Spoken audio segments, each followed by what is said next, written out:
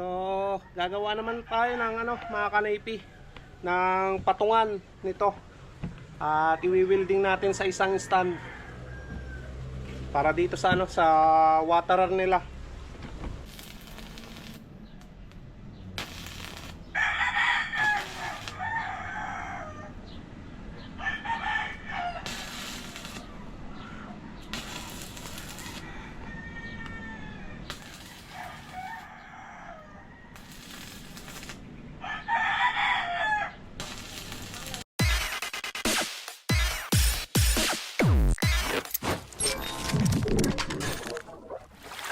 What's up mga kanoypi? Nagbabalik si Kanoypi for another video. Araw ng Merkules, alauna na ng tanghali. Bali ngayon pa lang tayo mag-uumpisa ng vlog. Dahil kaninang umaga may ginawa pa ako. Naglinis pa ako dyan sa kulungan ng manok at nagpagupit. Ayan. Bagong gupit na naman tayo mga kanoypi. So yan, malinis na naman dyan sa loob ng kulungan ng manok. Wala nang amoy dahil nakapag-disinfect na tayo. No. Bali itutuloy natin yung yung hindi natapos na trabaho ko kahapon.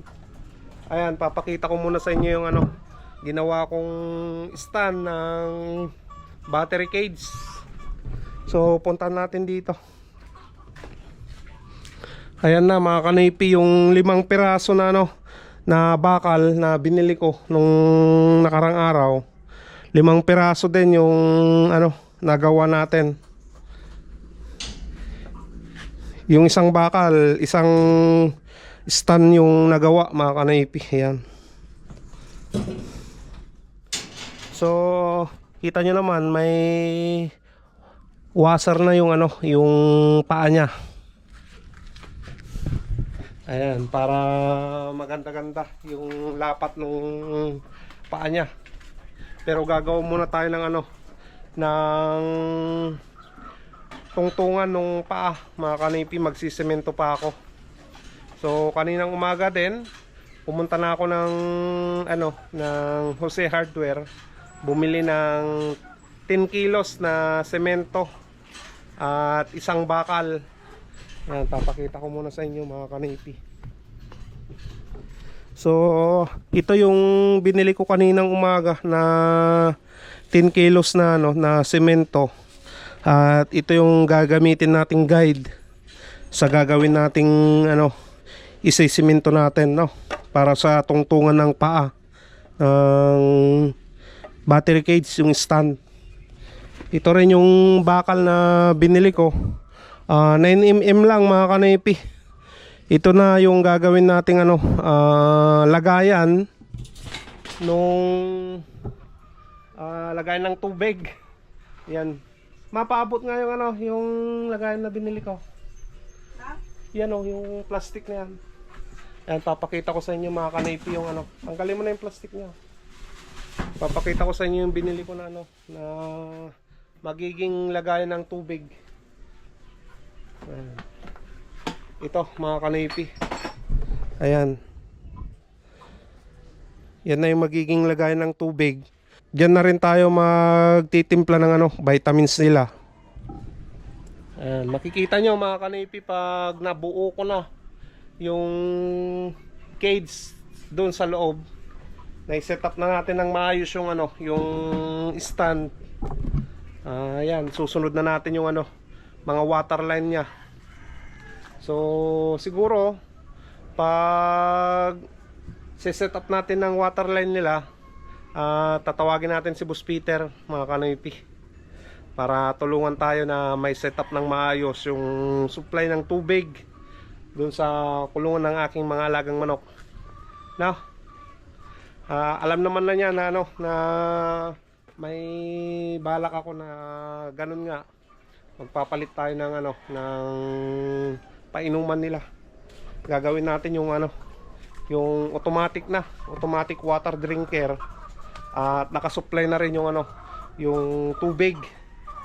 Ayan, para hindi na naubusan ng tubig yung mga manok. No?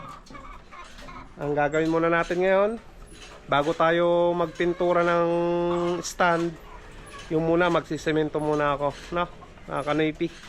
At pasensya muna mga kanipi dahil hindi pa ako nakakapag-reply ng comment. Mahaba na yung ano, yung mga video ko na hindi ko pa na-replyan. So pasensya muna. Siguro makakapag-shoutout na tayo pag hindi na tayo sobrang busy dito sa project natin, no? So shoutout muna sa inyong lahat. Ayan, semento muna tayo. Maghalo muna tayo ng semento sa buhangin. Hingin na lang tayo sa buhangin ng kapatid ko. Ayan, shoutout kay Ate Mili. Kunin ko na yung ano, isang sakong semento doon. Isang sakong ano, buhangin. Ayan, halo natin doon sa semento, no? Right. Can I be your superhero?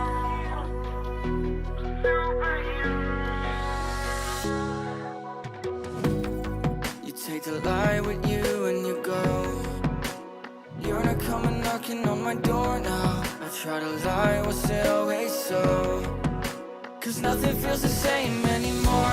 I've seen this all before. Why didn't I do more? Now I'm picking up the pieces from the floor. How could we just ignore our problems? Now they pour out, filling up the room with silence. Can you be my nightlight? And I'll be your superhero. Superhero. Can I be your superhero? I'm sorry if it's taking me a while. I'm trying to figure out who I am. The city lights are keeping me up at night, so I don't even bother going to bed. I'm tired of wasting away my time. I would give up everything to be near you. Oh, I miss the days when you were mine, but I can be your superhero.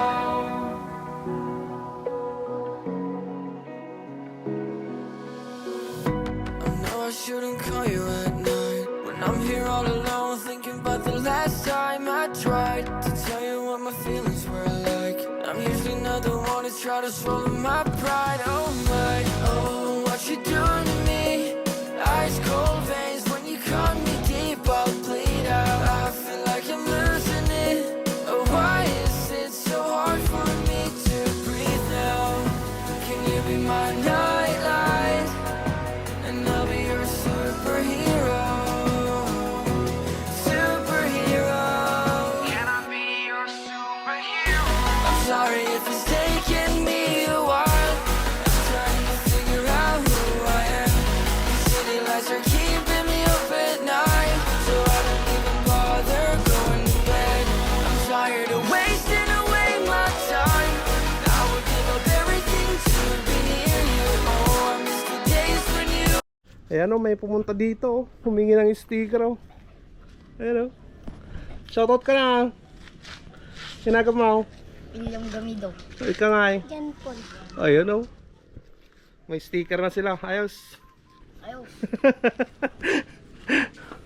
Bali, natapos na natin na ano, nakapaggawa ng tungtungan ng stand mga kanipi. Ayan. Nakagawa tayo ng 12 piraso. So, hanggang bukas pa yan mga kanipi na pwedeng gamitin. Matigas na rin yan bukas. Ayan. So, ayun, kunin natin yung isang stand doon mga kanipi dahil gagawan natin ng ano, ng lagayan, yung lagayan ng tubig para sa nipple drinker mga kanipi. Para nakahang na siya na ganyan doon sa ano, sa ginawa kong kahapon na stand, no? Nandito yung ano mga kanipi, yung isang stand na paglalagyan natin ng ganito. Bali yan na yung stand na ginawa ko kahapon. Yung isang stand na yan, maglalagay tayo ng ganyan mga kanipi, tungtungan nung ano, nung painuman. Ayan, ganyan siya. So ganito yung gagawin natin. Kaya naman na siguro yung ano 9mm na bakal na paglalagyan nito, itong plastic na yan, lagayan ng tubig. Ayan mga kanipi, pinapapinturahan ko na kay rin yan mga kanipi yung ano, bakal. yung stand na natapos ko ng ano, i-welding ulit. Ayan. So, yung tatlo na yan, yung pipinturahan niya mga kanipi. Can I be your superhero?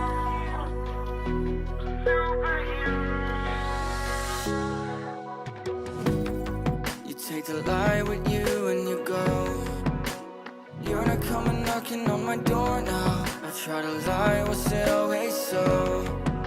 Cause nothing feels the same anymore. I've seen this all before. Why didn't I do more? Now I'm picking up the pieces from the floor. How could we just ignore our problems? Now they pour out, filling up the room inside. So, gagawa naman tayo ng ano, mga kanipi, ng patungan nito. At i-welding natin sa isang stand. Para dito sa ano, sa waterer nila. Ayan. Ganito na yung binili ko kanina. Halagang 200 plus mga kanipi itong ano, itong container na to. So magwi-welding tayo ngayon ng patungan nung ano, ito. Mga kanipi. Talagang kakaririn na natin. All around tayo. Nagsemento, nagwelding. No. Kailangan natin yan dahil wala tayong pambayad sa gagawa. Kaya yan, tayo na lang.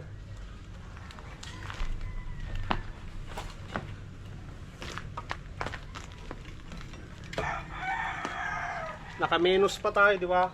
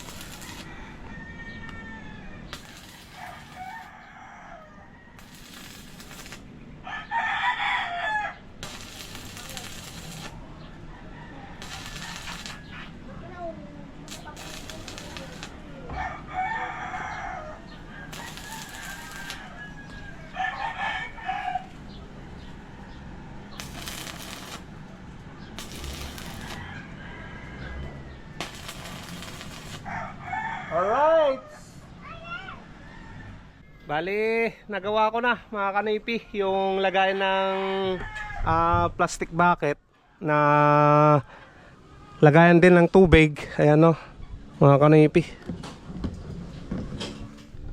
Ang ganda, di ba? Oh. Akalain mo. Nagawa ko na mag-DIY ng ganyan mga kanipi, di ba? So, ang kailangan na lang, ang kulang na lang yung mga pipe mga kanipi. PVC pipe, yung kulay blue na 3/4 yung gagamitin natin diyan. Inaantay ko na lang yung order ko dito sa Shopee, yung ilalagay dito sa loob mga kanipi ng plastic bucket na yan. Kapag kumunti yung tubig, kusa na yan na magkakarga at hindi na yan maubusan ng tubig mga kanipi. Automatic yun mga kanipi. Okay. Ayan si Bibi Maika. Hello Bibi Bangad. So siguro bukas ko na lang na pipinturahan to mga kanipi. Itong winelding ko na yan na lagayan ng plastic bucket. Bukas na lang na ano. Anong masasabi mo naman rin yan? Oh, kita mo na ano. Matibay talaga tong gawa mo mga kanipi. Nakikita mong tibay-tibay oh. Kaya na yan. Kahit puno na yung tubig, kaya yan.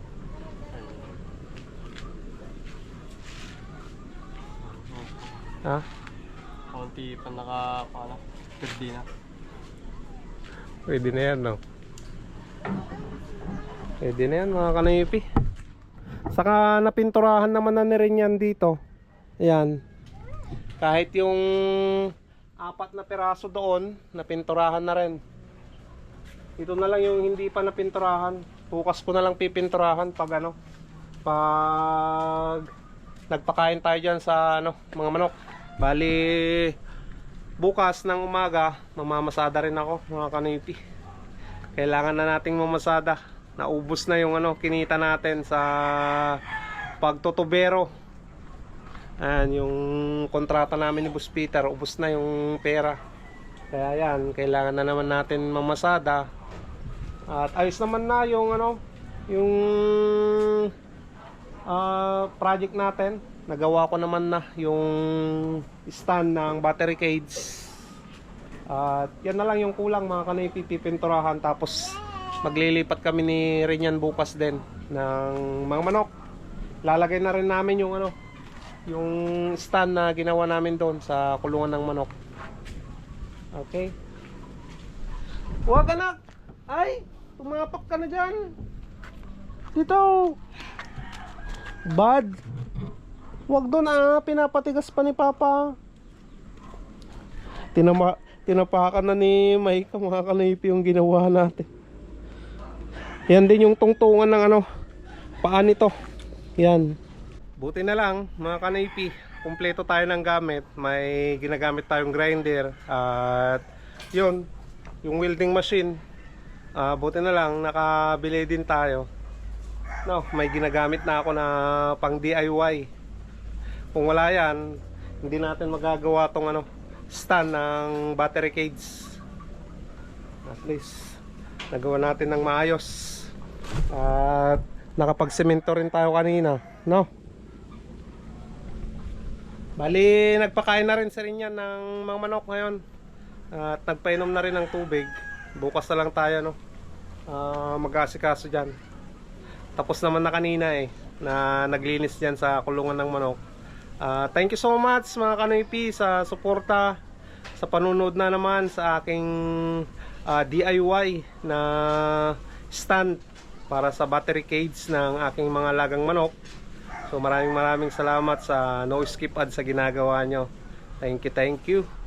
At sa mga gustong magpakabit ng pressure tank, kontakin nyo lang ako mga kanipi. Mag PM lang kayo or mag comment sa video na to para makapag-communicate tayo, di ba? May nag-inquire na naman kanina, Pora Tarlac mga kanipi. So nag-friend request sa akin at in-accept ko naman. Ayun, sabi niya gusto daw niyang magpa-install din ng pressure tank. So antayin na lang natin yung confirmation ni Sir from Pora Tarlac mga kanipi. So sana ma-close yung deal na naman para may sideline na naman kami ni Boss Peter. No? Maraming salamat. Dito ko muna tatapusin ang vlog. Stay safe lagi mga kanipi and peace out.